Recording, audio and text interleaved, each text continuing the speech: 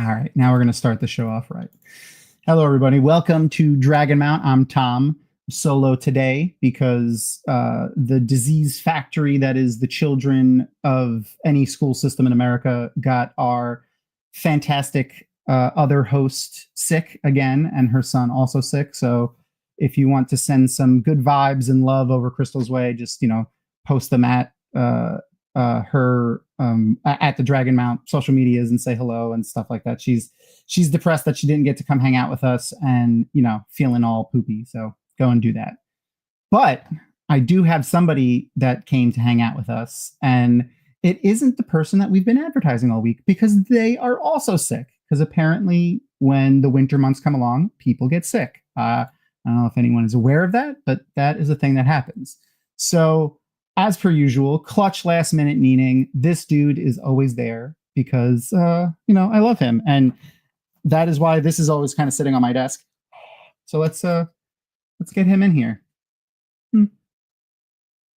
Look, here comes an awesome guest.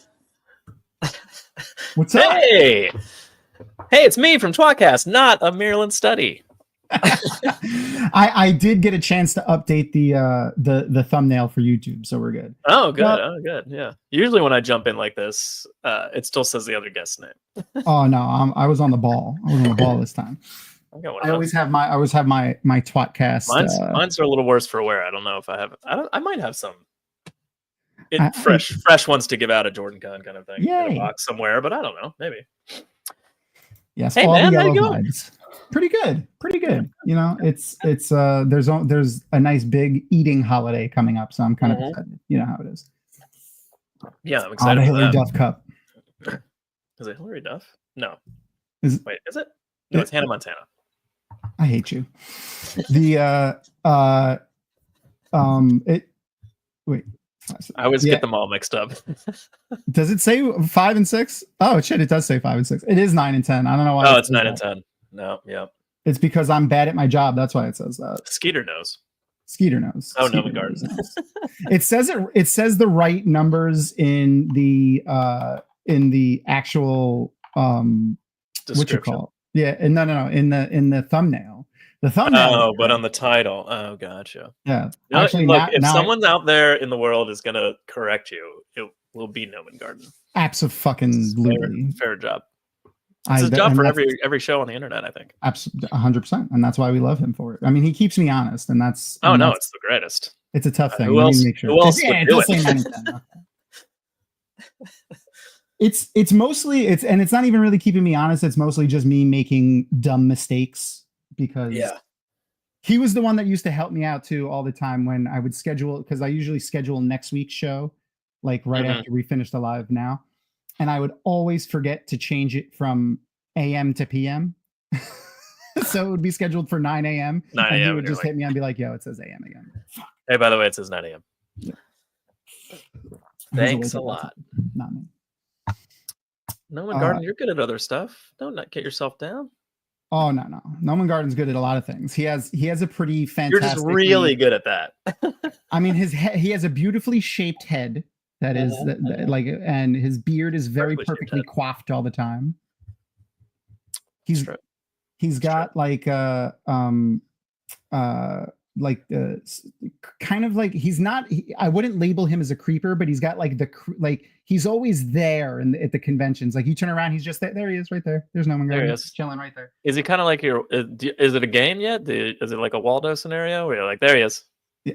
Oh man, that's perfect. So find Noman Garden. Spot Noman Garden. We need it. Find the gnome. Where's our gnome? I mean, if he had a big pointy red hat on, it would make it easier. Yeah, that's true.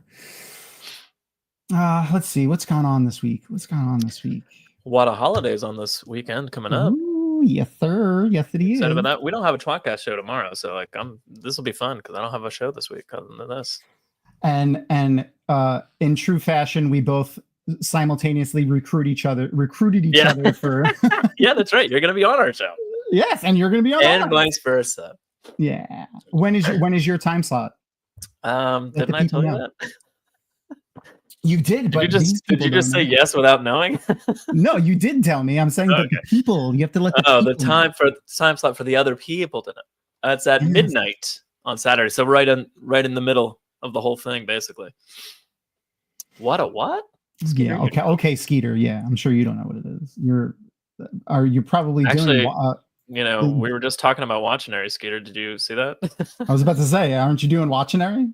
Yeah, we're doing Watchinary right after our show. There you go.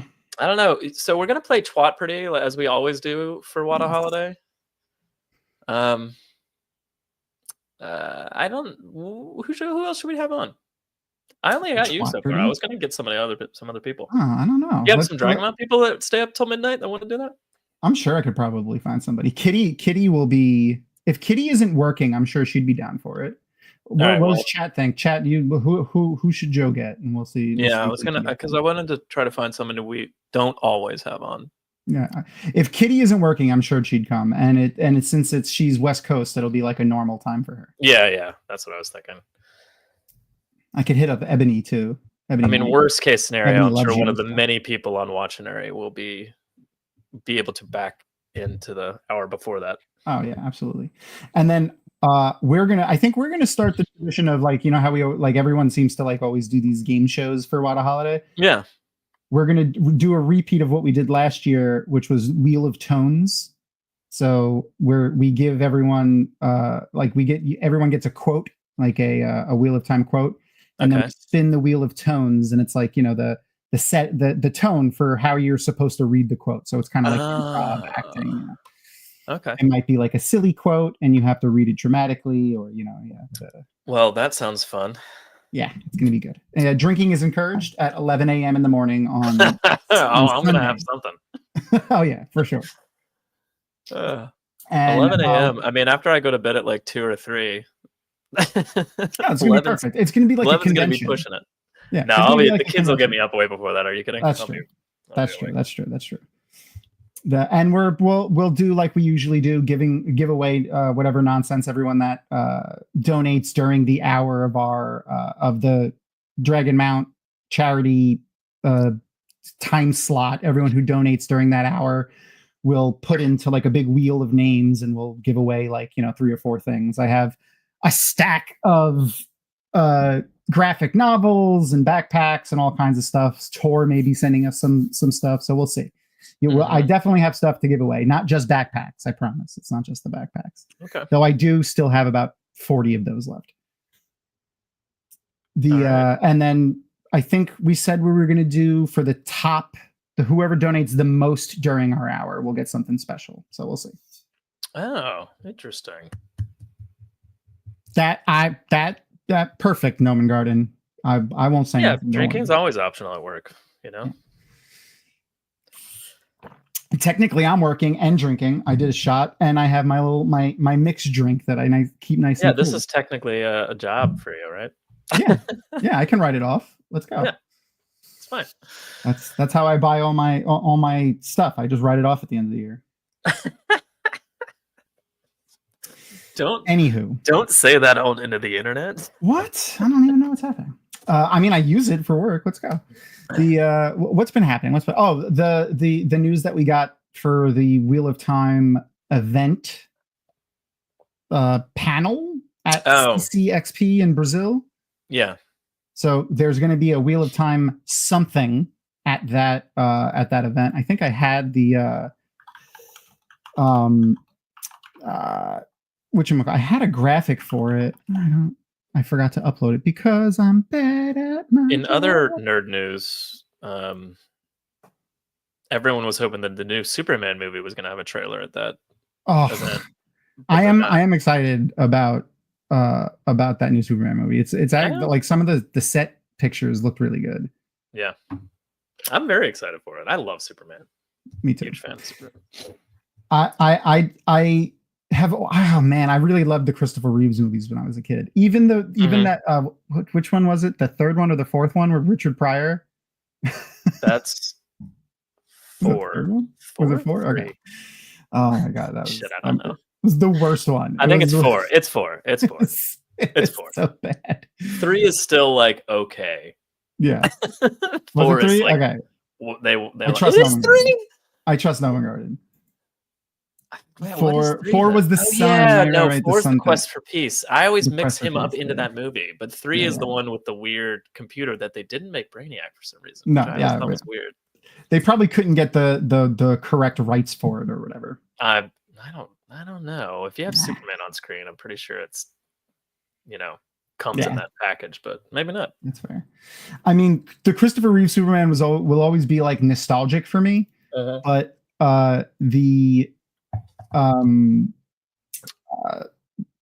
even those first 2 movies are a little insane. Oh yeah. I mean, the cellophane. I know. I was just gonna say that he took his S off his chest and it just like warped and wrapped around. So it made no sense at all. They just gave him powers. They're like, look, he can spin the Earth backwards and turn back time. It's fine. Yep. Just roll with it. That's how time works. I don't know if you knew that. No, it would have just ripped the Earth apart. It's fine. Don't worry about it. I think I remember Neil deGrasse Tyson. What other one? Brandon Ralph. No. The movies were the other. I did like the Brandon Ralph one, but fucking what's his name is Spacey. Yeah, but no, the WB cartoon ones will always be. Oh yeah, God bless it. Are you kidding? Those are those are fantastic. I still show them. They held up great. I still show those to my kids. Yep. I every now and then will put on like just either Justice League Unlimited because it's on HBO Max. Yeah. Oh, Rosa. Hey, Rosa. What's up, Rosa? Missed you last week. The WB stuff is all on HBO Max, so every now and then I'll just put on like the animated Batman the animated series or Justice League Unlimited. I was literally just watching Justice League Unlimited with my kids the other day. So good. I'm so glad that your kids will be able to get exposed to like proper good cartoons. Very recently we watched the one, I don't know if you remember specific episodes or not, but the one where Superman fights Captain Marvel and they just destroy the city. Because it was like a Lex Luthor city, but I just loved it because they're just ripping buildings down. So crazy. Before Zack Snyder was a thing, that was crazy. Watching Superman smash through buildings, that was crazy. And then there was a really good. The Question's a really great character in that series. Yes. And him and Huntress were like kind of like teamed up a lot and kind of love interest with each other. And man, they have some good episodes surrounding those guys, like those 2 characters. It's great, but just watch one of those. I love the crossover episodes that they would do in like the later seasons of Batman the Animated Series and like Batman Beyond, and those were so good. Those were so much fun. Though crossover with Superman the Animated Series was one of my favorite things that existed for quite some time before. The one where Superman dressed up as Batman. Yeah, and Batman and like Joker and Lex were the villains, and there was like a big carved dragon that was actually made from kryptonite, but everyone thought it was jade because it was like Chinese or something in origin. Anyway, really good.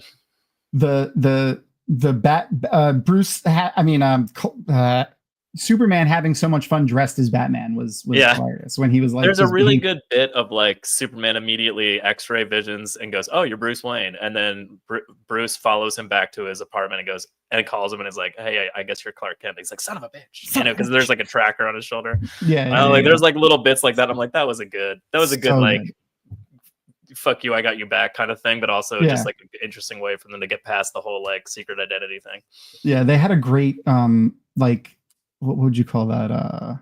Rapport. That's But they had a good back and forth. There's a fucking French word I'm looking for that's like used in fencing that I can't think of.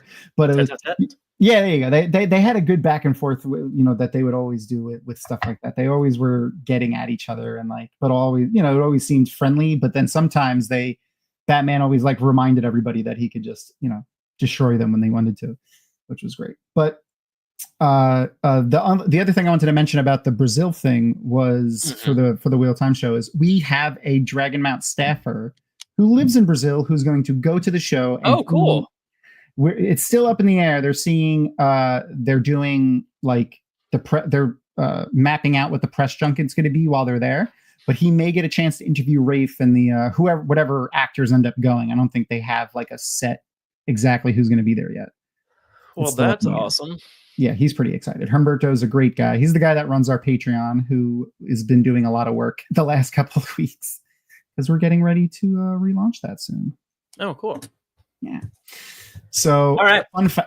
What's up? Let's watch the show. Yeah. So I was about to say, so fun fact about Joe, he has not seen Vox Machina. Oh, no, I haven't. But I guess we should preface that going in. I'm gonna be like, now who's this guy? Yeah, what's that guy? Why is Tom explaining? Hey, this is what happens when I get called into a show at the last second. Tom goes, have you seen the show? And do you like it? And do you want to be on? I was like, I will be on. Have not seen the show. And from what I've seen, it looks like I'll like it. But yeah, you definitely will like it. I think as soon as you see this episode and the next episode are two good episodes to see, because I mean, don't get me wrong, there's going to be a little bit of story and like, you know what, maybe I needed a little, like, it's been on my list forever. Like, it's something, you know, just being a D&D nerd and a nerd of all flavors. Yeah, there's no flavor of nerd I don't like. But you know, it's been on my list of things to watch, but I just haven't gotten around. Maybe this will, you know, push me into it. Yeah, the animation is beautiful, and actually, fun fact for you, Joe, we've talked about this a bunch. The lead animator and the animation team that animated this show animated the WB DC stuff. Really? Yeah, the lead animator and a bunch of people that are on the team actually headed up all of the animation. Like the old DC stuff we were just talking about, or like the newer movies and stuff? No, the old stuff. Okay. Yeah. All right, cool. For the cartoons, all the cartoons, I think they did everything DC on the all of the animated TV shows for DC from like 98 through like 2015 or something like that. This guy did. You can have a sample of our flavors whenever you want. I dip into all the flavors, you know. Yes, consent is key, and check it out the nerdiness. I consent enthusiastically. All right, so I'm going to post the link to the watch party. As per usual, if you don't have the web extension downloaded already, it'll prompt you to download it. It's a free web extension. You don't need to sign up or nothing. You'll just have to sign into your Amazon Prime account to watch it. If you are going to follow along through what I'm sure are total legal means of procuring the episode outside of Amazon, I will have a timer on the it's over here. It's on this side. It's in this area here. Very convenient. Yes. And you could follow along that way. And we will be watching, what is it, episode 9 and 10. What's it's the Tide of Bone. So you'll get the reason why it's called that in a minute. Sexual innuendo? Yes. It's full of sexual innuendo. Okay. All right. So we'll give everyone like a minute or so before we jump into that. There was something else that I wanted to bring up, and it's escaping me at the moment. There was something fun that I saw. I think it was about Avatar. Whatever, it's gone now. Watch party still doesn't let me. I think it's not. Yeah, it might be the VPN. It has to, because it has to communicate with the Amazon servers in a particular way. So it might definitely not like a VPN. I know I had to give it permissions through my ad blocker that I have on my browser as well. Gotcha. Oh man. And then did you know about the okay, let me start over again. We've talked about a bunch over here too. I had the Robert Jordan auction that they did however long ago. Yeah, recently. Yeah, a month ago or so. I had won a bunch of stuff, and yes, I did. One of the boxes that came in, though, that was full of the graphic novels and comics, looked like this when I got it. Oh, yeah, that's unfortunate. And the books themselves, there was no packing or anything in the boxes. Oh wow, and they're banged up a little bit. Yeah, they got pretty fucked up, and there was no packing in the box whatsoever. But I heard back from them today. And they're going to make right, which is nice. They're going to give us, they're going to give me a refund on the shipping, because the shipping is bullshit. Well, that's the very least they can do. Yeah. They're going to give me a refund on that and a credit toward the next auction of Robert Jordan's items, which is coming up. There's going to be another auction. Yeah. Coming up on December 15th. So on December 15th, there'll be another auction. I did ask them to send me any kind of promotional stuff they have so that I can advertise it for them, because I haven't seen anything for it. I haven't. Yeah, I was going to say I didn't even know there was going to be another one. I didn't know that either until he offered that as a compensation. I was like, oh, I wasn't even aware of that. He's like, right. Oh yes. So I asked him to send me some promotional stuff so I can post it, and he has not sent it to me yet. I just checked my email again. All right. So it's coming, and we don't know when, and we don't know how, and we don't know where, and we don't know why. And we don't know where. Yeah. All right. So I think that's enough stalling for people to get their show queued up. I'll post the link for the watch party one more time, and I will give everyone a countdown. Where's the timer? Okay. I will give everyone a countdown and then press play on the show and press play on the timer so you can line those up. And we're on the correct episode 9, Tide of Bone. And the timer, how long is this episode? 25 seconds. So let's fix this timer real quick. 25 minutes, not 25 seconds. Sorry. So that it is the correct time. Okay. Here we go. I'm going to start the episode in 3, 2, 1, and play. So if you're in our watch party, it should be playing, and the timer is going, and they are lined up. Perfect. Okay. So for Joe's sake, this is like a little bit of a flashback to where the vampire dude came from. The story is kind of like a little bit of Strahd. If you know the Strahd storyline from D&D. Mixed. Okay, so which is essentially Dracula. But this is the like how this dude became a vampire, essentially. Right. I know, right? Oh, be quiet, Glenn. I have a visitor. Hello. Oh, look at that. It's my man, my little man. You gonna go to your bed? Okay. Is this chick one of the main characters? So this is the dude is the vampire, and the chick is so it's Delilah and Silas Briarwood. Delilah is essentially like a warlock in D&D terms, and she's about to meet her patron, who is going to help her get power and the spell to reincarnate her husband that just died. So this episode is particularly interesting because it gives you like a little bit of a backstory for them that isn't like inherently evil. Like she's doing a very evil blood magic spell, but like she's doing it to save her husband because she loves him so much. So like this is the 9th episode of this season, and we've just seen them do horrible things this whole time. But now we're getting this episode where it's like, oh, like she had altruistic, intent for doing this horrible thing that she did. So it's like, it's just an interesting way that when they put this in, because I feel like if we knew this in the beginning and then they did horrible shit, we wouldn't care as much. But right. Having it after they've been like pretty terrible the entire time.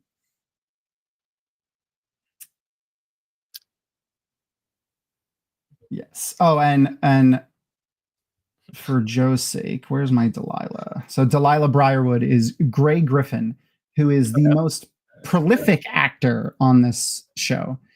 She has been in over 700 things. Matt Mercer voices the vampire Silas. Where's Gray's thing? I have a list of her stuff, like her biggest stuff. She's done like all the Batman Arkham City stuff. Anything. Oh wow, okay. Yeah. Anything that's any of the Batman video games that have come out in the last like 15 years. She was Catwoman, Vicky Vale, and she often, and even in the animated series, she does the voice of the Green Lantern's ring. Oh, okay. Yeah, I thought that was cool. That is cool. And then the vampire Silas is Matt Mercer. But there's some really good actors on the show that you wouldn't guess. So one of the characters who is not in this episode, but I think you would find it interesting, is this guy. Do you remember him? Stephen Root? Yeah, I love Stephen Root. Yeah, he's great. So he plays a pretty awesome character in the show. You would never know it was him unless like you looked it up, because he's actually like a really good voice actor. So he is a really good voice. He's done a decent amount of voices, I think, over the years, but it's never quite obvious. I feel like it's him, like sometimes I'm like, that sounds kind of, and then I look it up and I'm like, oh my God, it is him.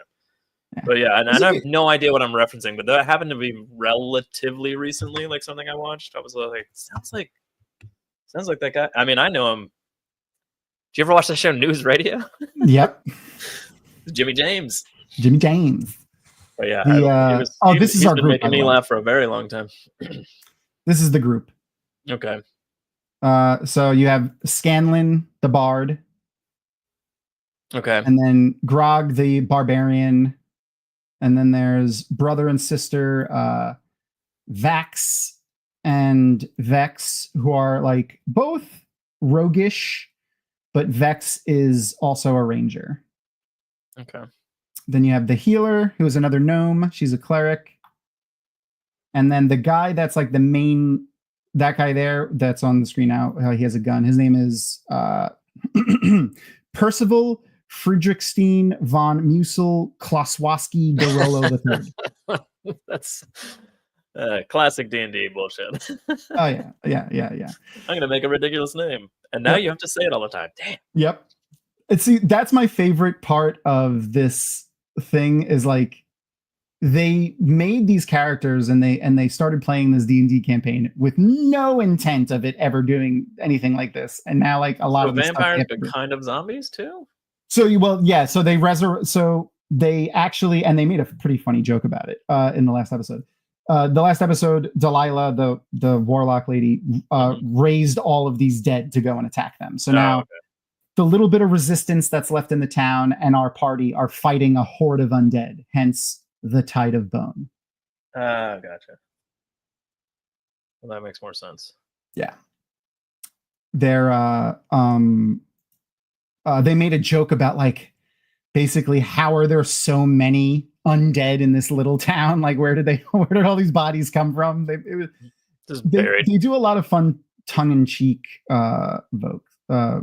jokes in this show. Mm-hmm. Yeah, I've caught enough of it to like get the vibe of it, you know what I mean? Like I kind of understand where it's coming from. Plus it comes from them. Didn't they do what D&D game is this from? Critical Role, yeah. Mm-hmm. And I haven't like watched Critical Role, but like I know enough about it where I get the vibe of the storytelling, I guess, or how the actors are. That's the other thing I find really interesting about this show is, you know, we've watched a lot of adaptations, especially just with the Wheel of Time, you know, but like a lot of different adaptations, usually book to TV show or movie or whatever, but also animated series to live action, blah, blah, blah. This was a live play D&D game adapted into a cartoon, which I think is just pretty cool, especially how much of it ended up in the actual show itself. Oh, here's another pretty famous actor here. Archibald Disney. Oh, look at that. Moynihan, yeah. Our bard that's there, and that's this guy right here. Scanlan is pretty fantastic. He sings a song, like they really let you know in almost every episode, usually within the first few seconds of each episode. Like the first few seconds of this episode, there was a zombie eating a woman's face. In the first few seconds of almost every episode of this show, they let you know this is not a kid's show. Yeah, I think that's important to get across when it's animated because people don't know. Exactly. They just click on it. Yeah. Or rather, their kids click on it or something, and they're like, and the parents like, "Whoa, not watching this." Yeah. Within the first 30 seconds of the show, they let you know. And the first episode Mark Bernardin's great, Glenn.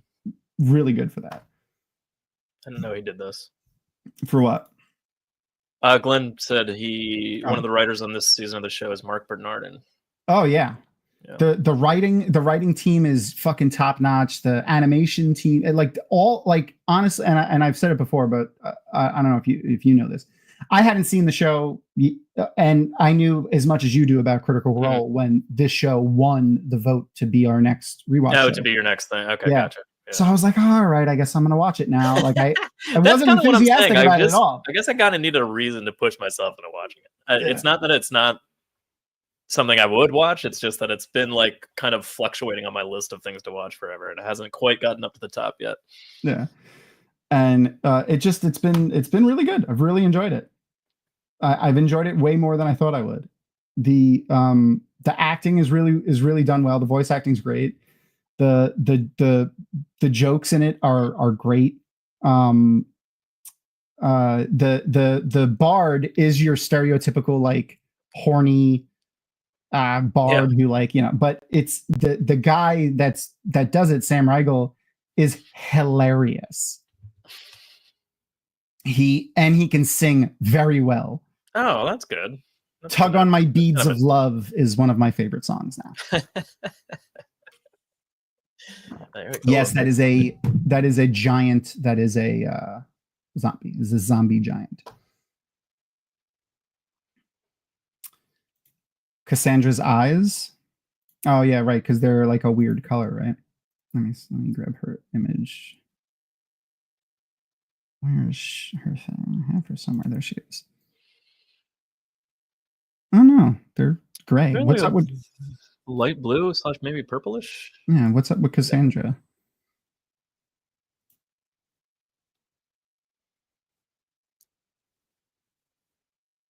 Did her eyes change color, or were they that color?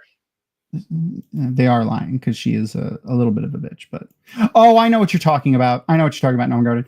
It's a slight spoiler for you, but I'm sure you'll forget by the time you end up watching it anyway.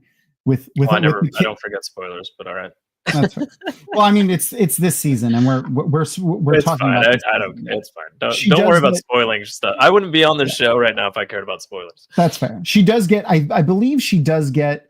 It's the charming that Silas does. The vampire Silas uses on him. So I think when the characters get charmed, I remember Grog also, his eyes change color there when he gets charmed. So maybe there's something going on with that. So this character, Duke Vedemeyer, Scanlan burned down his house in the last episode, which is why he's all fucked up. The gnome bard there. And he is played by Rory McKinnon, or, you know, the Hound.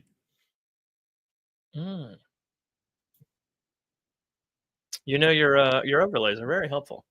Yes, I was like, they're actually going to be useful this time. You could be like, which that guy, you know, the one that is like I mean, it's been incredibly helpful.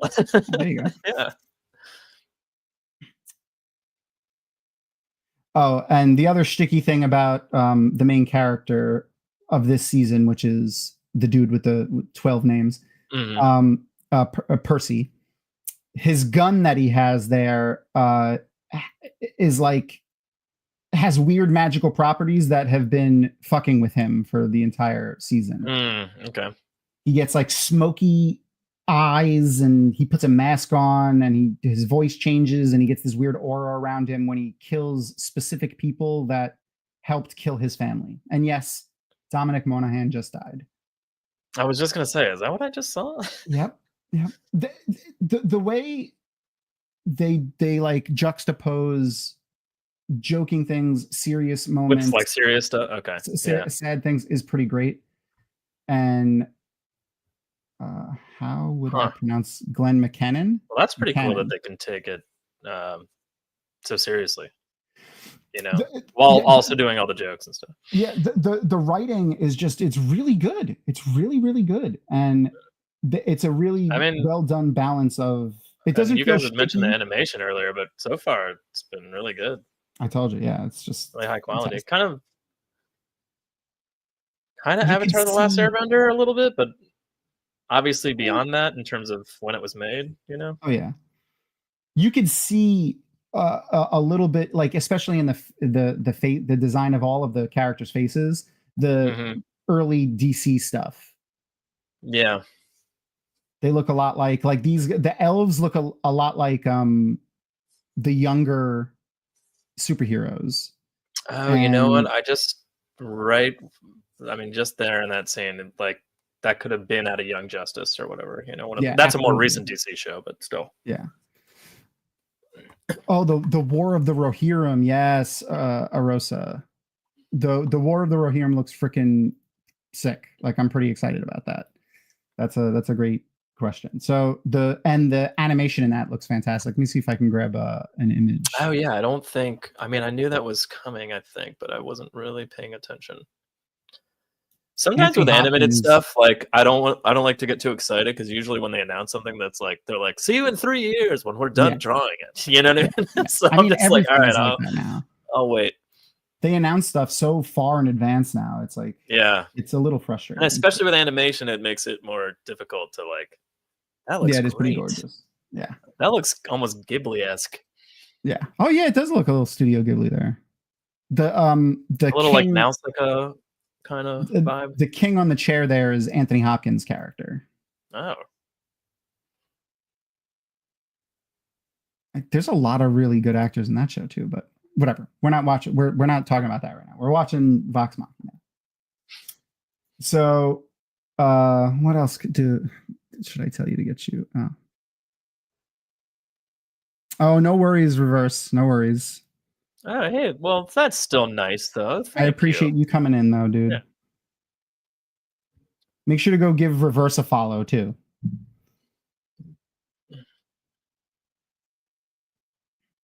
Oh yeah. I don't know if you saw it, but they were like, the mead's gone. So Grog was like, we'll kill fucking everything. He's pretty funny. Another shtick that they did throughout this season, and actually they kind of stopped doing it in this episode, which is funny, is so Matt Mercer obviously voices a lot of the characters in this. None of the main party, but a lot of the ancillary characters. The animation team, as a joke, animated into almost every episode a background character that looks exactly like Matt Mercer. And there's usually something fucked up happening to him. I won't spoil that one for you, except for the first episode. But the first episode one is probably one of my favorite ones. It's pretty funny. What's up, buddy? Luna's walking around meowing. Scanlan, the gnome, pees on him. in the first episode. So something fucked up is usually happening to him in each episode. There isn't. It's fine. In the and this is a big thing for this episode too. So in the Critical Role live play, the gnome that just showed up, the glowing gnome, who is Ashley Johnson. You know who Ashley Johnson is, right? Yeah. She's a fantastic actor. When they were doing the Critical Role, like the live play, Ashley Johnson was filming a TV show and she couldn't come. So she would have to, they would bring her character in for like important parts and she would, gotcha. She would zoom into it. So like they made her character like, astral projecting. Like, right. That's cool. This is kind of how they incorporated that into the show. The story of the live play and the story of the animated Vox Machina, the animated series, does differ a lot for obvious reasons. But just length and more succinct storytelling. Yeah, I mean, like each episode, like each of the Critical Role episodes is like between like 4 and like 7 hours. Yeah, exactly. Yeah. But I mean, a game of D&D is just, and there's a lot of like, let's roll now. Yeah, and all the nonsense and stuff. But they still, that's the thing though.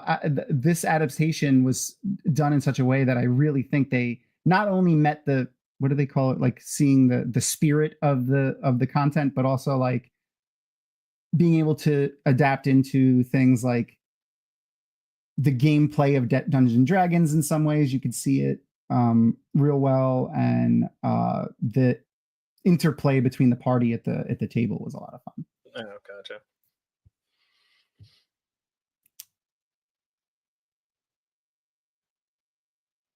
So this is also, I don't know if you know, the setting is a homebrew world that Matt Mercer made. It's not Faerun or anything like that. Okay.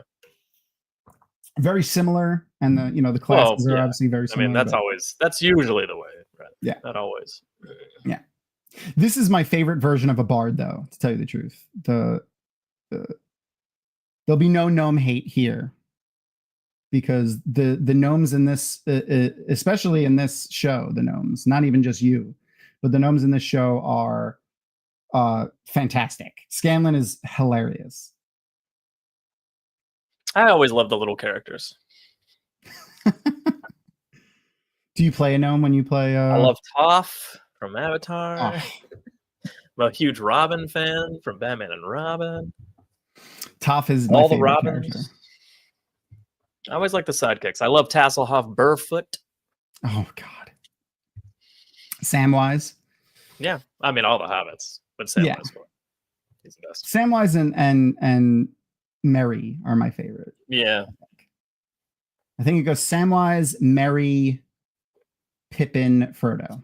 Really? You like Frodo the least? Yes, I definitely like Frodo the least. What's up, buddy? Luna's walking around like just walking around.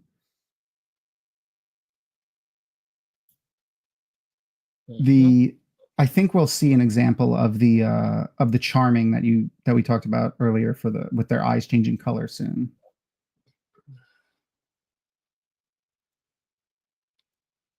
Oh, and we know her too. You'll recognize that voice of the older woman that was just there. Yeah, I was gonna say it did sound familiar. Do I have her thing in here? Probably add it back because she's an older character. Yeah, I have it. I just got to pull it back up. You'll definitely know who it is the moment I pull it up. Where's my cast? Vox Machina cast.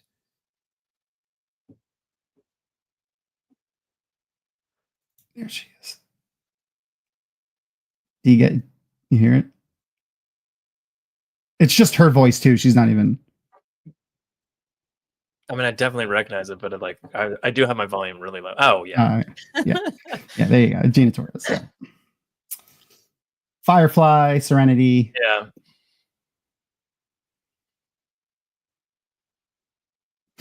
And one of the other big things about this town is that tree is the sun tree, but it's corrupted now. So.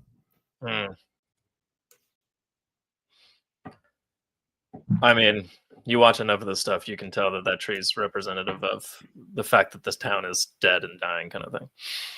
That's why Tass was my favorite fantasy book character. I mean, what's not to love, Skater? You know.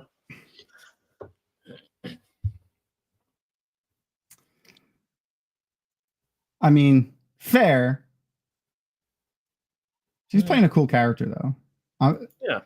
Watching the behind the scenes stuff. There's a lot of strength in her voice. I can see why they, you know. Oh yeah. The behind the scenes stuff was pretty great. When we were reaching out to these people, we never thought like half of them would say yes, and almost all of them said yes. Yeah. Sounds good. I'm in. What? Yeah. All right. Sure, we got another one.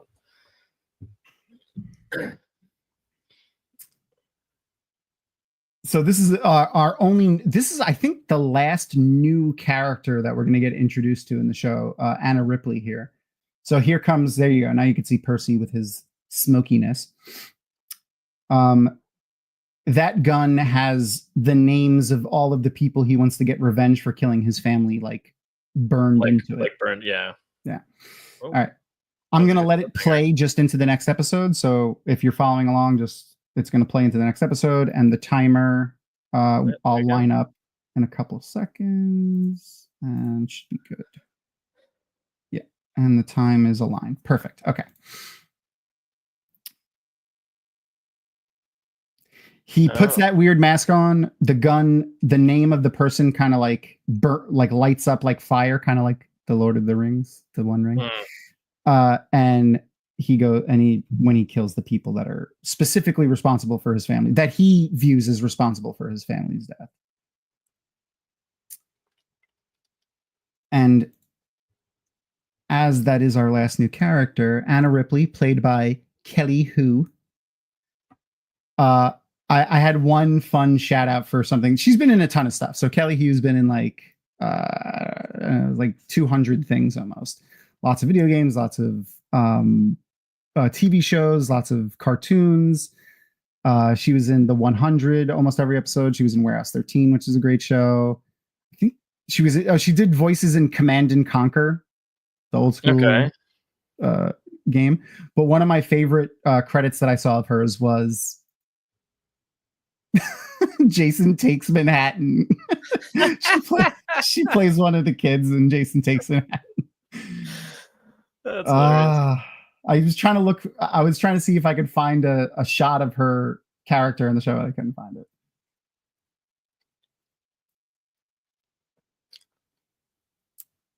And here's our group. This opening intro reminds me of a lot of like 80s opening intros where the animation is like this, like a little bit better.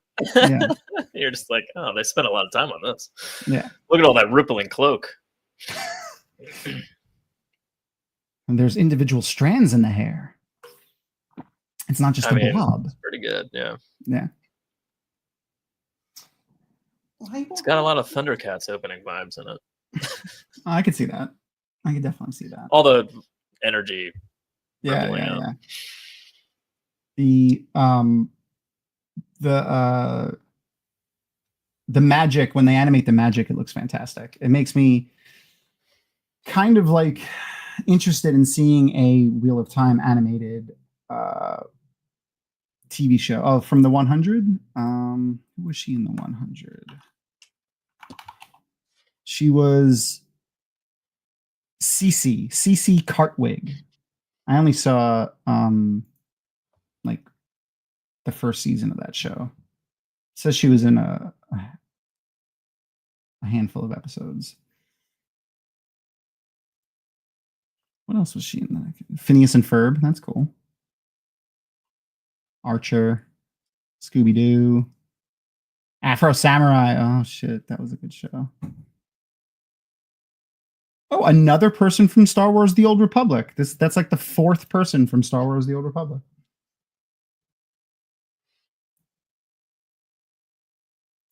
We have like 4 or 5 people that have done Overwatch characters. 3 or 4 people that have done Star Wars: The Old Republic, which Matt Mercer was also in.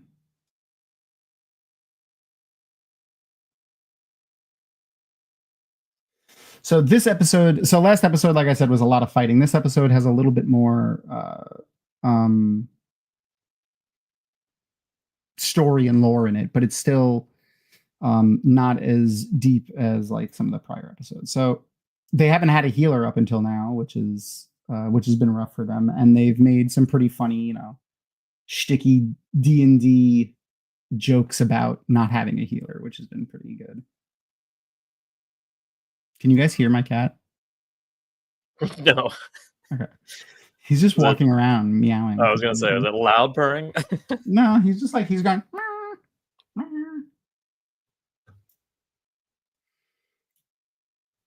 He's usually in his bed, and then I have my cat cam on so that we could watch him sleep like weirdos.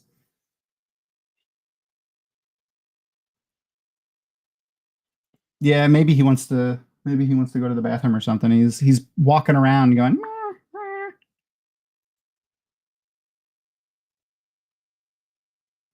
Yeah, Percy's very that guy. Like he's the guy at the table that's like I will avenge my family, and reclaim my honor. That's him.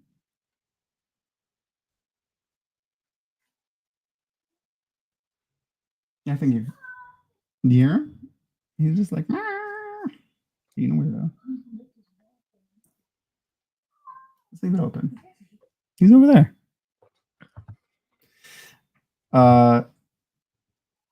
The issue that they've been having with Percy is that he can't control not himself. Murder. Yeah. Okay. So fucking Scanlan. Okay. I'm remembering what's happening in this episode.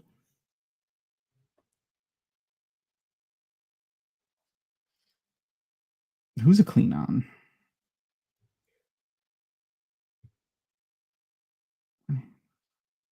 Yeah, that's true. Okay, fair enough, Noman Gordon.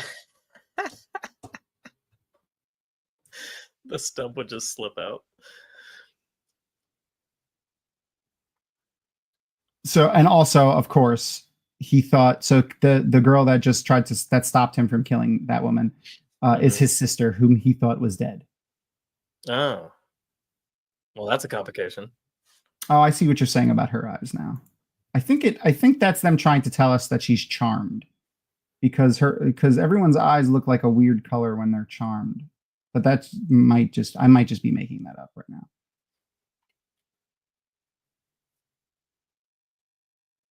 Accurate. So he ate all his food, and he just wanted to eat everyone else's food. Cat update.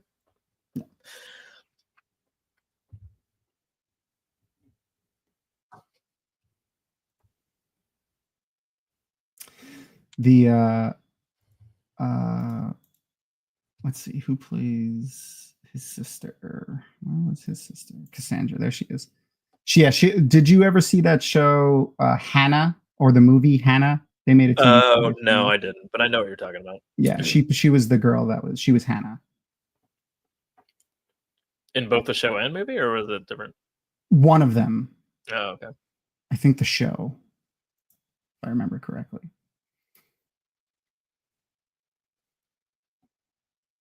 But like all of the actors in this are top notch. Yeah, she was the one from the show. And she's gonna be really turned, huh? Oh yeah.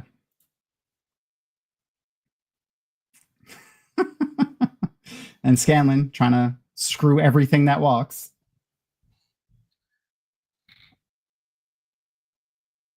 The opening, within the first few minutes of the opening of the first episode, is him in a bed going down on, I think, an elf.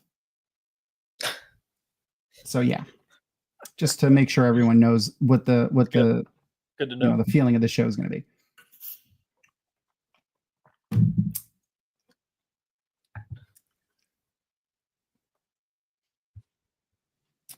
This town is important because they basically mine spice for all intents and purposes. It's magic dust that they turn into a drug that enhances magic. So essentially spice, like Dune spice. Mm-hmm. Oh, I got the reference. I haven't watched the show yet. Has anyone watched the show? I haven't watched the show yet. I've heard it was amazing looking. Actually, let me read this text from my friend. It's good for this crowd.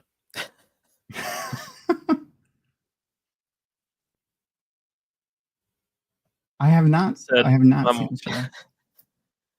I'm watching the first episode of Dune on Max right now, and this is how The Wheel of Time should have been shot/produced. Wow. I wonder what their budget is. What's the? Dude, I mean, I'm sure it's huge. To prophecy. I mean, Wheel of Time didn't have a small budget by any stretch of the imagination, but no, I mean it was 70 million. Oh God, are you serious for Dune? Yeah. No, that's what it was. That's what it was for Wheel of Time. Oh, yeah. But I mean, it was like what 10, 15. I thought it was 10 or 15 a show. It was 70 for the whole season. Yes, like 74. I think it ended up being. Okay. Well, I mean, that almost adds up to 10 a show. Yeah. But you gotta use that on certain episodes to get trollocs or whatever. Yeah. Some episodes cost more than others. A quick Google search is not showing a budget yet, so probably just not out long enough yet to have it. But it definitely looks like they have a decent fucking budget. It does look really great, and the movies. I haven't seen the second movie, but it does look great, and the first movie looked great. Oh, Dune Part 2. I mean, great. It's fantastic. Oh, what is there no marketing for the show? Is that what it is? Is there any merchandising for it either? Then they definitely. That always blows my mind. Mm-hmm. This is a show on Amazon. Yeah. Why haven't they made a million things? I'm not sure if it's so almost double the budget of the Wheel of Time show. Okay. Yeah, that sounds about right. I'm not sure if Amazon has the rights for the merchandising or if it's Sony though, because I know Sony picked up everything back in the day, and then Amazon is like. Yeah, it's through Sony somehow, but I'm not sure. So I'm gonna blame Sony until I know different. The only piece of merchandise that we've seen other than the rings, and the sword. Well, I mean, if it's Sony, it's like why why are you not doing it? Yeah, capitalizing on a show that they have going? No idea. Even just t-shirts, you stopped every fucking artist and company, small company that was making t-shirts and everything, like official ones, and then did nothing with it. And it's not like, I mean, granted, I was just an artist and I didn't really care all that much, other than like putting art up at JordanCon kind of thing. But, Tavern Tees, who made the t-shirts and all that, like and we all like fought for our licenses and like tried desperately to get. Oh, hey, look at that! Tried desperately to like just to figure out who we should even talk to like get them to keep it going, kind of thing. It's not like we didn't try. We all tried. I know. I remember.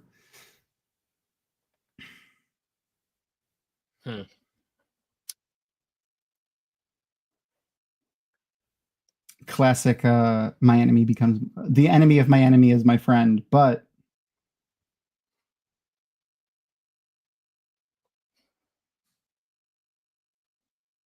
I mean, she could just slip that stub right out of there. I know. Don't even. I don't know. I taught them how to tie somebody up. You got to lock in that elbow if you don't want her to pull. Exactly. Pull out of there.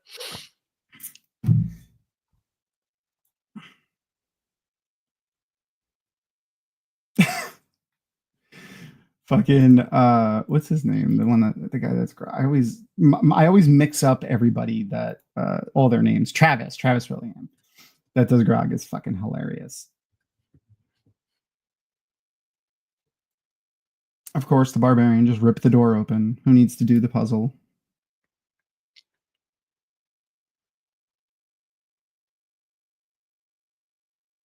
I remember about the Wheel of Time merchandise. I remember like it was like a year ago. There was like a hint of a Wheel of Time board game.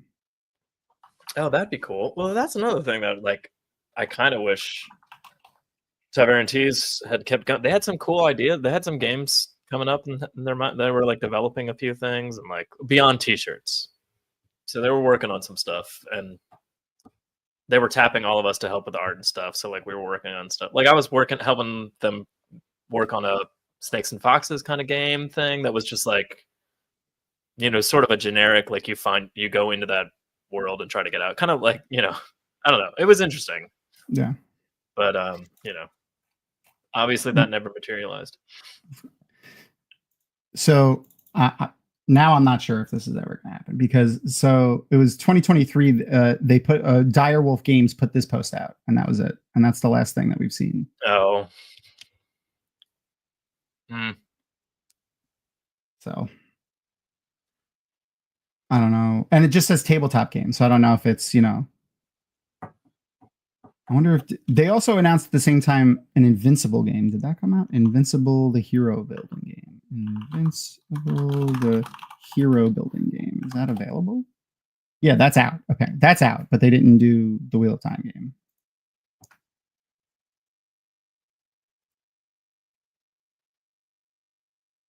Now her eyes are blue again.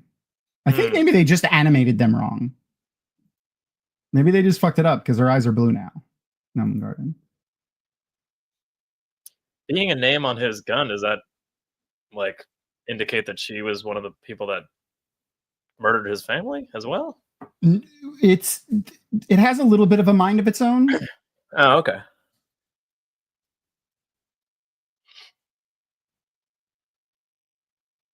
And that comes out in the story in the next couple episodes as well. And there's the charming eyes. Yeah, there you go. See. Oh, so I knew that. Oh, so yeah, I knew they did that with the eyes, with the charming. I knew that was a thing. All right, so a couple of new people joined. So if anyone isn't watching along with the watch party here, click on that link for the watch party. If anyone wants to join in and watch the show with us.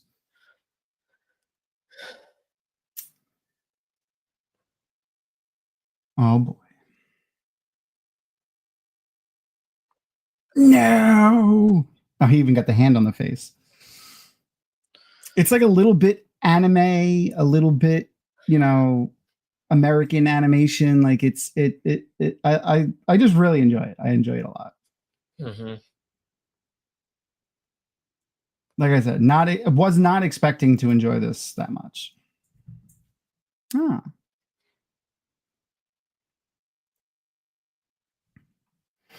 We might get a Luna Cam after all.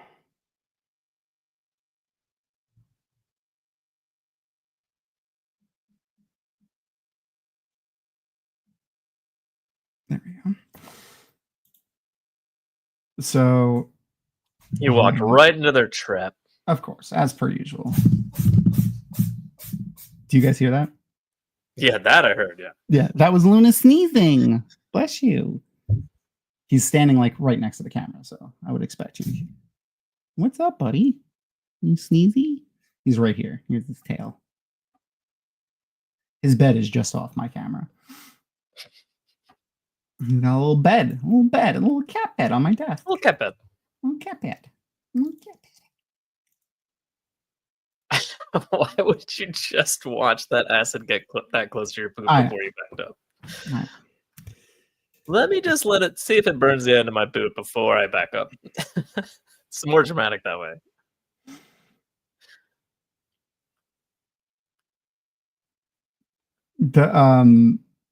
And of course, Percy, being that he's so distraught that he's still just kneeling on the ground while, I think he stays like catatonic for the rest of the episode too, which is.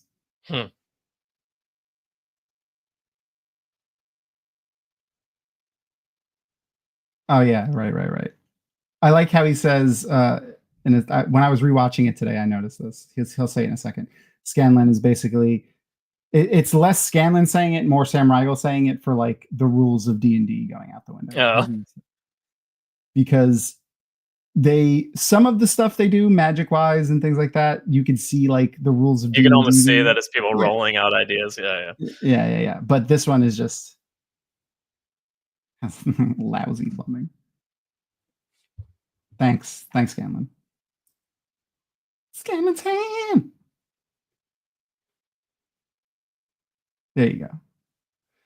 So that spell is basically Big B's hand in D&D, and it does nothing like Scanlan's version does, but it's pretty. It's still pretty good. He did spar somebody with a giant middle finger with that hand. Like the guy was using the sword and he was using the hand. Pretty great. That's good. Yeah. Oh, what's the point? All he's missing is the emo flip. He needs the. Yeah, he needs a little. His hair needs to be done. Yeah, he's got a coif like you right now, a little bit. It's the point. I could do it more like that. Should I get it pointier? Yeah, if you can. Let's go. There you go. More of a point. I'm just jealous that I don't have hair.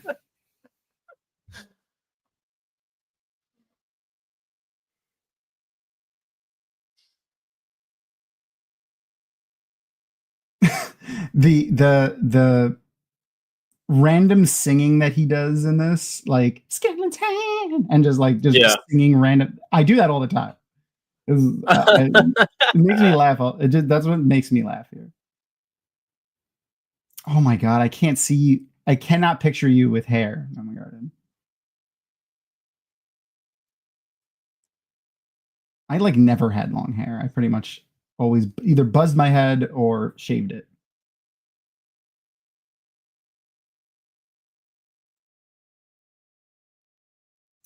Excuse.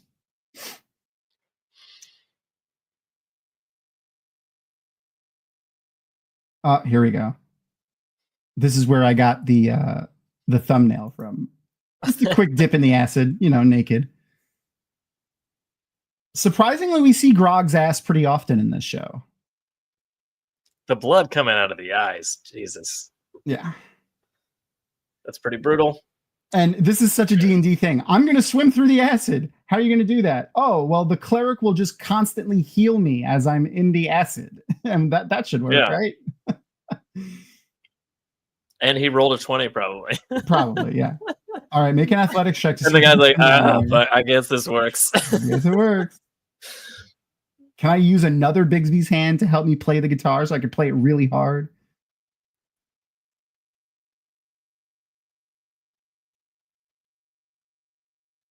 Stop opening your mouth. I know. What's wrong with you? the way they incorporate his music into it is a lot of fun too. See, I told you, Yeah, I knew you would like. I know you would like this show.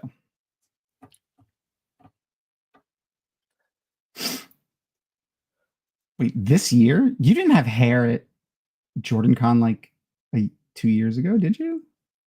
Was it 2 years ago? Was it just this year that I met you? I feel like I saw you. I met you way longer ago than just this past year. I don't know. I can't remember now. Listen, all the Jordan cons blur together. Yeah, that's a true story. Who can keep track? Oh wait, did he ask if his yeah, he already did. Ah, shit. I didn't hear it. He asked if his thing was still there. Mm. Oh, and Scanlan, the gnome, has never heard of a ziggurat, so he refers to it as a zigger-twat. So when you hear that, that's what he's talking about. They discovered in their searching the lores that there was a ziggurat buried under the town, dedicated to an evil god.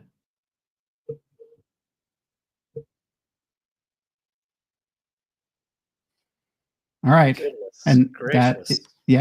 so they're getting down. Yeah, the zipper twat actually. Sorry, yeah, that's true. Zipper twat. Yeah, and then they you can say twat. It's part of my podcast name. Exactly. You don't have to blur that out, Skeeter. Oh, you're all right. So Noman Garden's going to Aaron asked who's all going to JordanCon this year. So Noman Garden said, well, yeah, we're going, of course. Yeah. I'm 50-50 right now. We'll see. Really? We're gonna try to go to oh yeah, what was that other one you were talking about? MalkirCon. Oh. We're gonna try to go to MalkirCon again. And then Multiverse Con, which I went to this past year, which was a lot of fun. Oh, maybe that. I think that's what I was thinking of. Yeah. Yeah, Multiverse was a ton of fun. I had a really good time at that convention. The paneling was great. If you live in the Atlanta area or if you go to Atlanta often, you should check out Multiverse Con for sure. It was a lot of fun. Yeah, you sold me on it. I mean, if you go next year, I'll go just to see you guys. Yeah, yay, of course. Yeah, I think that'd be the only reason. I mean, you'll know pretty much 80% of the people there. Like, see, Aaron knows. Yeah, of course. And his perfectly coiffed hair, staying up until never going to sleep. Staying up until never going to bed. Sunday, from Friday to Sunday. It's not that. I sleep a little. For like 2 hours a night. That's what was it Saturday night that we went upstairs when the sun came up, when we were like, oh, the sun's coming up, we should probably go upstairs. Yeah that was bad. I had a panel at like 10. We went up at like 7. Yeah, that's con weekend. That's when you separate the. That's how it goes. Yeah, that's when you separate the professionals from the amateurs. Is when everyone's out until 2:00 in the morning, and you go, oh, I got a 10:00 panel tomorrow. At MalkirCon, we went out to a whiskey bar one night, and we ended up closing the bar. I got fucking completely shit faced, and. The other people that were there were got up at like 1:00 in the afternoon. And they saw me. They were like, "How are you out?" And like, okay, I've been up since 9:30. What are you talking about? I had a panel at 10:00 this morning. I did 2 panels. Yeah, what's wrong with you?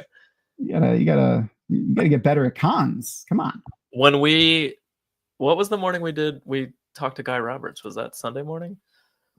Sunday night. Morning. Solid 30 minutes before. Oh, like, yeah. I mean, I basically went up and like showered and put clothes on and laid down just for so like we didn't 5 minutes and then got back up. We didn't stink of alcohol. I mean, you gotta rinse off the grime from the day before, Oh, that was funny when we survived the fire of what I didn't even leave the hotel. I just sat. Oh yeah, that was the night that I was like, is this real? Nah. I didn't leave. I was like, I'm not going anywhere. I did not. All right, so we ended with the zipper twat finally coming into the story, and the group, like the group has, and that's another thing with this show. There's so many little storylines that are connecting together. When you watch it from the beginning, they do a really good job with that. And at its core, this first season is really just the backstory of one character. So if you think about it as like a D&D game, it's just like the whole party doing this one character's backstory, but the writers did such a good job making sure that none of the other characters get sidelined, and all of the other characters, other than just wanting to help their friend, have a reason for being there. I think they did a good job with that. So 11 fire alarms? I don't remember it going off that often that weekend, but whatever. I don't know. We've had a fire alarm. We've had a bar mitzvah, a wedding, a possum, a raccoon, hookers, one fist fight. And a prom. And a prom. Yeah. The hookers and the prom were the same weekend. Unrelated. They were the same weekend. Unrelated. Yeah, they were unrelated. Well, I mean, to my knowledge. Oh, yeah, that's true. Oh, I'm sorry. Well, was it WotCon? Was it WotCon? The first WotCon? Yeah, I didn't go to that. Definitely. Yeah, I didn't go to the first WotCon. And then the second one, I tested positive for COVID and went home because I didn't want to get people sick. Well. Oh, Gathering Madness. Okay. Black Towers, and their anniversary event that they do every year, and when they did it in Charleston, yeah. This past year I was going to actually go to the Gathering Madness year. I actually paid them for it. I wish I had gotten off my ass to get up there. Also, Andrew was like, "Hey, do you want to do like a panel from afar?" And I was like, "Let me figure out my schedule." And then countless weeks passed by, and I was like, I'm still yeah, I haven't forgotten about this. You're trying to figure it out. And then I was just like, I'm a horrible friend. I mean, you got kids and a day job. It makes things harder. I mean, yeah, it definitely makes it harder. Yeah. Speaking, it's hard to know exactly what's going on 3 weeks in advance, other than constant care of tiny humans. That's fair. I was going to say, speaking of making things harder, I want to dive. I want to know more about you, Joe. So, for the people, what else do you want to know? Well, you haven't done our Inside the Dragonmount Studios interview yet, and you probably don't know about it, which is great. Wait, I think I know of it, right? Well, have you? Did you ever see the Inside the Actors Studio with James Lipton? Yeah. So I modeled our interview questions off of that. So I'm glad I get to do this with you now because it's fun. And it's even better because you haven't seen the questions in advance. You just have to answer them off the cuff. So I don't know. I'm excited. What's gonna happen there? Yeah. So I'm gonna dive into that with my super professional intro here. Hold on.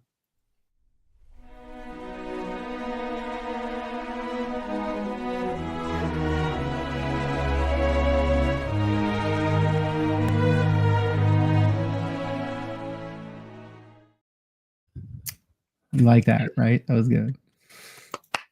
Okay. Joe O'Hara. Yes. What is your favorite dinosaur?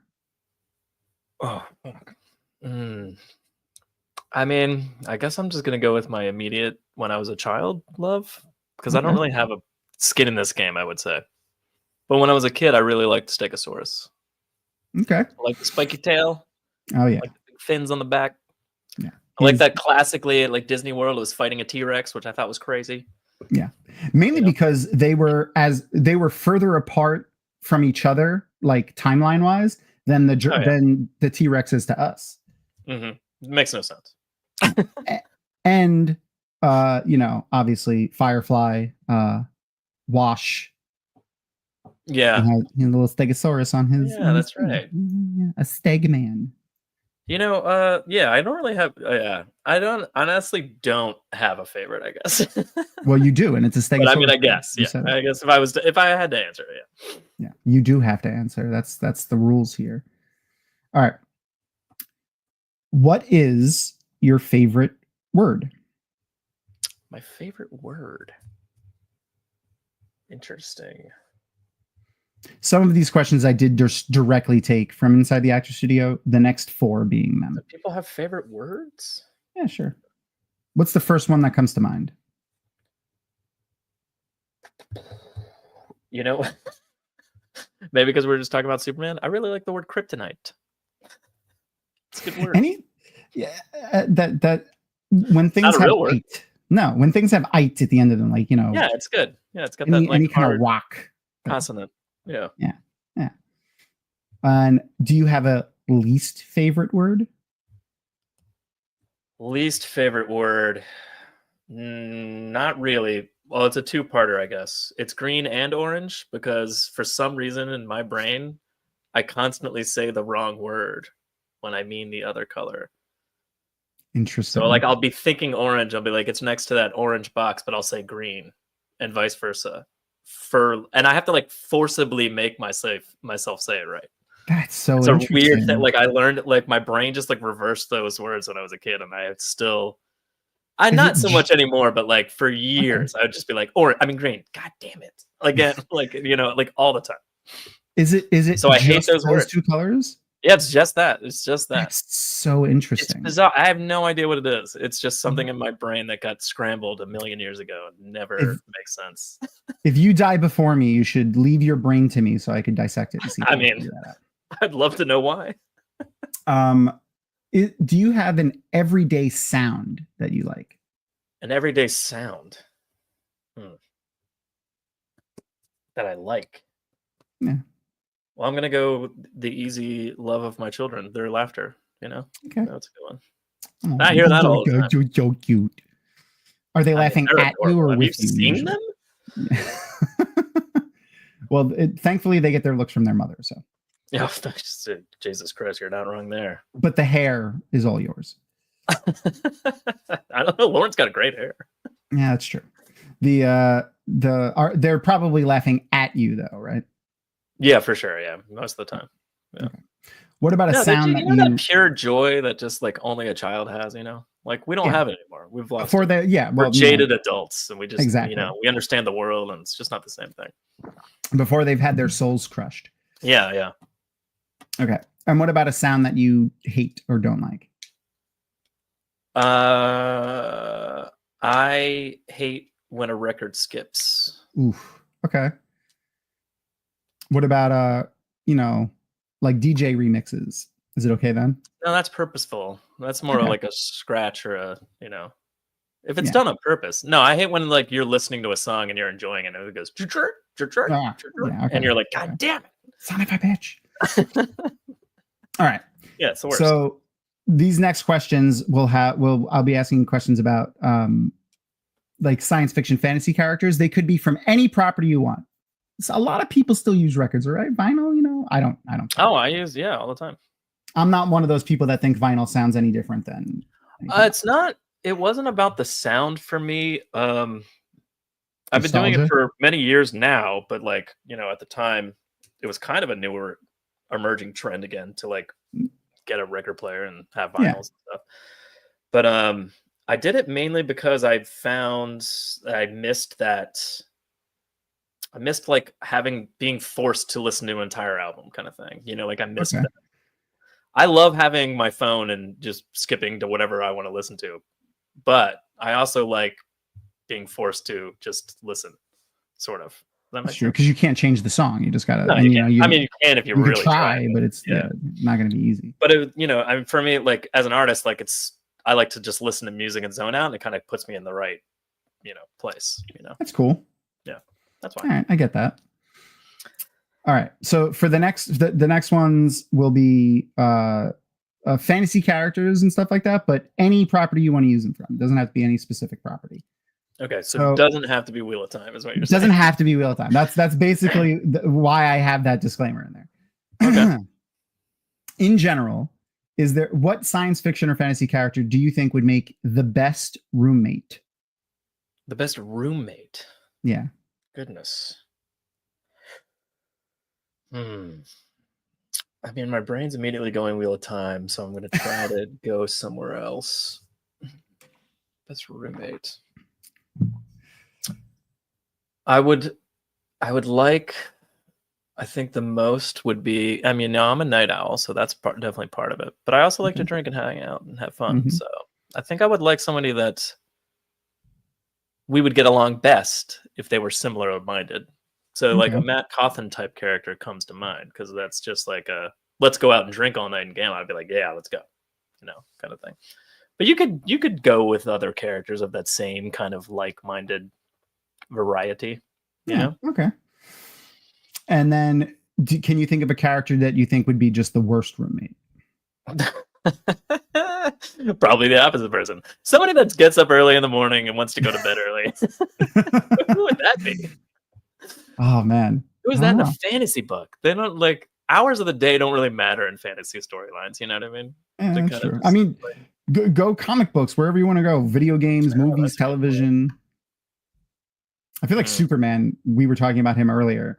Yeah, but I feel like Clark Kent would be like that. He'd be like, let's go to bed. It's 8 p.m. You gotta. And then I got work in the morning and I gotta save the world. So like, let's go. And I'll be like, ugh, you're the worst, Clark. Thinking back, or now I don't know, but like maybe young Joe watching Saturday morning cartoons or whatever. Is there any fictional character from any property ever that you have or have had a crush on?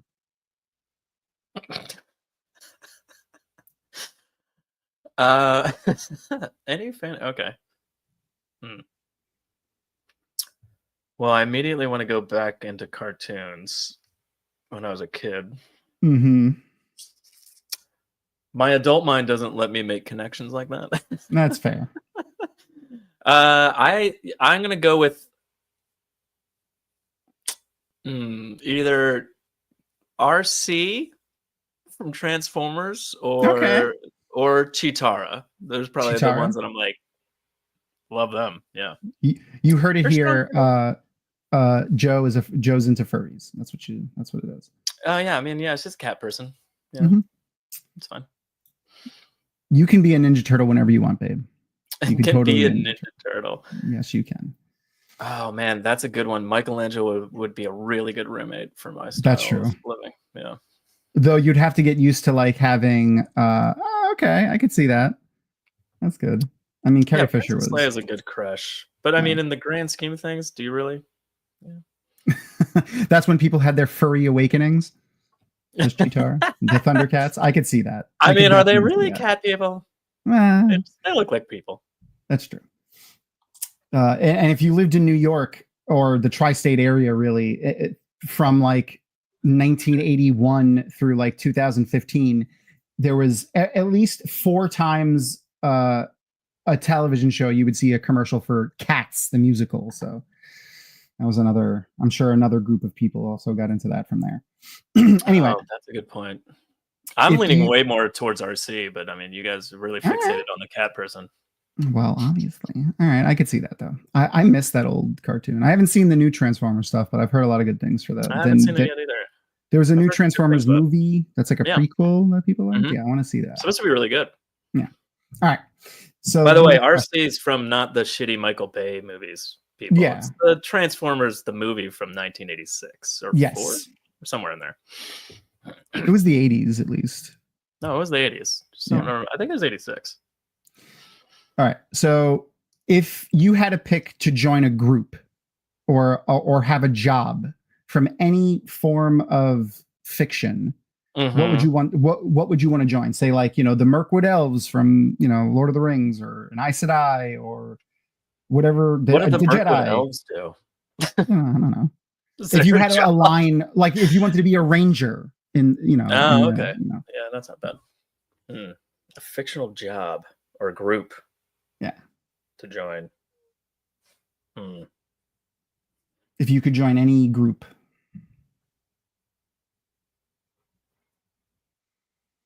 Is it going to be the Thundercats? No. No, more like, I don't know. What would a job be? You know what? I'd want to be a member of G.I. Joe. Okay. All right. I have my own specialty. I have no idea what it would be. But, like they're all different. You could cut hair. I mean, they cut hair in the army. Yeah, someone cuts hair in the military. I feel like there was a G.I. Joe that cut hair too. There had to be one with a silly name. Probably was. Yeah. Junkyard Dog was there. They had so many good GI Joes. Yeah, that's what I'm saying. They had like a job, literally anything you could think of. Yeah. So you know, I mean, you could you fight alongside Roblox, Snake Eyes. It'll be a good time. Yeah, they'd do the fighting. I would just hang out. I'd be like the the courtroom artist. Yeah, there you go. Like, there you go. Good fight, guys. Just cover coming. That's amazing.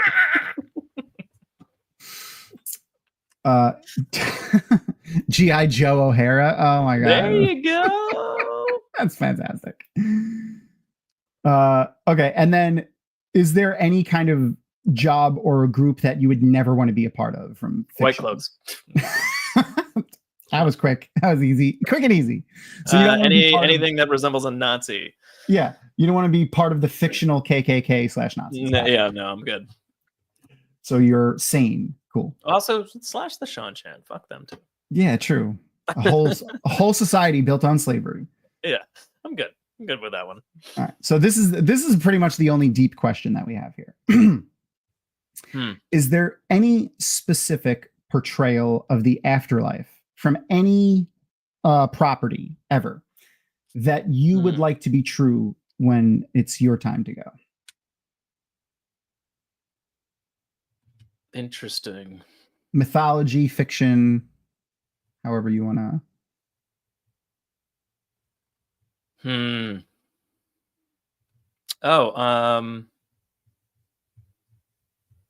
You know, a lot of people don't like the end of that show, but Lost is a phenomenal afterlife scenario where you just meet up with your friends until it's time to move on. Oh, that's cool. I think that would be great. And it's based on something, Buddhism, I think. I forget what it's called. Yeah, it's a little bit of an amalgamation between... It's based, I think it's called Bardo, I want to say off the top of my brain, but I feel like that might be wrong. Let me look. Are you gonna look it up? I remember the Lost. So the Lost ending, like the idea of them all meeting up in that like building. It's essentially like the flash sideways at the end of that show is essentially where like them having had all died, but then slowly like meeting up with each other. It'd be like you and I meeting in a world where we it all sort of makes sense, but it doesn't. And then eventually we're like, oh wait, we were friends before, you know. And then like when everyone kind of wakes up, you move on. Yeah. It's called It's called. It's a Tibetan word that refers to the state of existence between lives on Earth, or the gap between any two states. Yeah. So like that would be kind of my. Yeah, not purgatory, but more not like purgatory in the Christian mythology, but like the But it's the idea. Well, it's the idea that like you're waiting around for not just for your own redemption, but for the people that like matter to you, kind of thing. Yeah, that's cool. I like that. Yeah. And then move on. Right. And what does that mean? Who knows? I don't know. Yeah, exactly. And I also enjoyed Lost. It was I obviously the first 2 or 3 seasons were fantastic, and it kind of got a little wacky, there's writer strikes and shit that happened. Yeah, but I mean, overall, it's still really good. Yeah. And I'll never refer, and I can't remember their names now because I only refer to the guy. He's Bosch on Amazon Prime. He's the main character. Bosch. The Smoke Monster. He's just the Smoke Monster. Yeah, they never named Jacob him. Jacob and the Smoke Monster. He doesn't have a name. Yeah. Nope. He's the Smoke Monster. He's just the Man in Black, I think. Or yep. I call him the Smoke Monster. He's just the Smoke Monster for my whole thing. Yeah. All right, and that's all of our questions. Okay. Right. Thanks for doing our. Some of my answers were weak. They were great. There's no right or wrong answers because they're yours. They're you. What's your next when's your next podcast dropping? Or we're not doing one tomorrow. We're doing Wild Holiday on Saturday night, and then I'm doing Watchnary, and then I'm doing your show. I don't know. We might take what is that day? The following Tuesday is undecided. We might take another week off. I guess that would be the 3rd. So if we're not back on the 3rd, we'll be back on the 10th, and we're doing The Shadow Rising. Yay. Whatever part we're on. Yeah. To align with the TV show, because obviously Shadow Rising. We delay our reread of the series to kind of sort of be in conjunction with where the show is at the time. Cool. You know. And Crystal and I actually will also be next week launching our first episode of theorizing about characters for season 3. Speaking of season 3 and book 4, our first episode should be coming out sometime in the next week or so, and will be Nynaeve. So we dive into Nynaeve, talk about where she came from, where she's going. She's the best. And yeah, TV show Nynaeve. I wasn't a big fan of early book Nynaeve. Yeah, I like late book Nynaeve. I don't know when I became. I mean, way before I should have liked Nynaeve. I still liked her.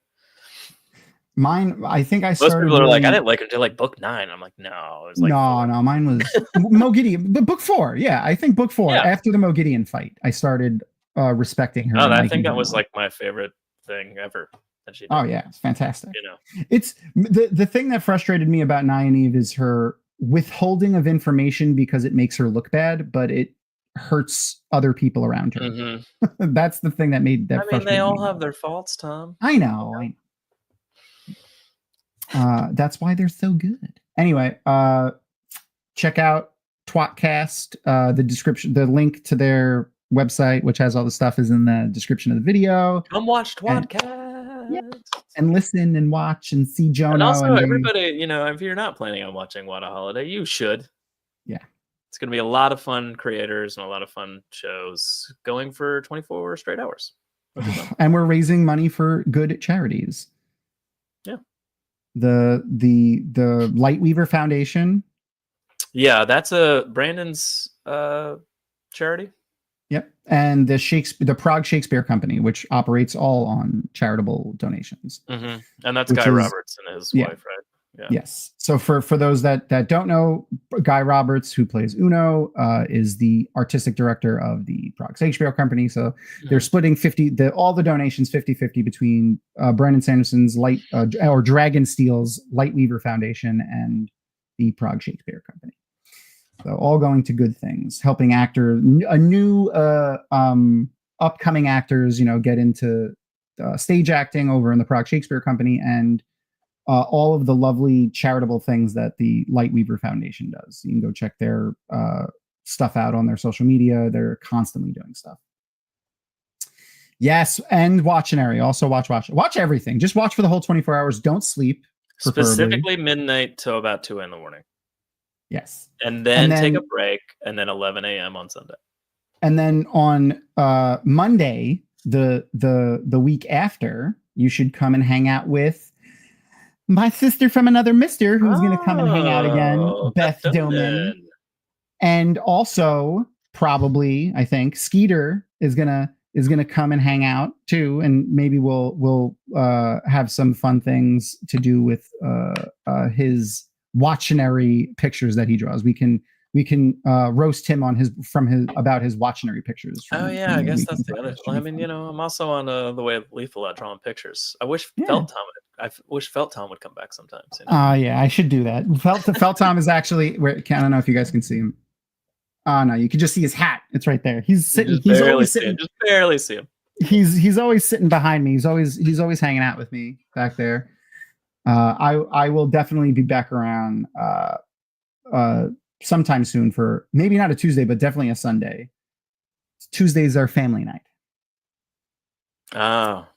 Gotcha. Speaking of family, I'm gonna go see mine and pet my fur babies because Luna did not go back to his bed, so I didn't have very interrupted. They needed to take care of him. That's true. So love all y'all, and we'll see y'all next week. Peace.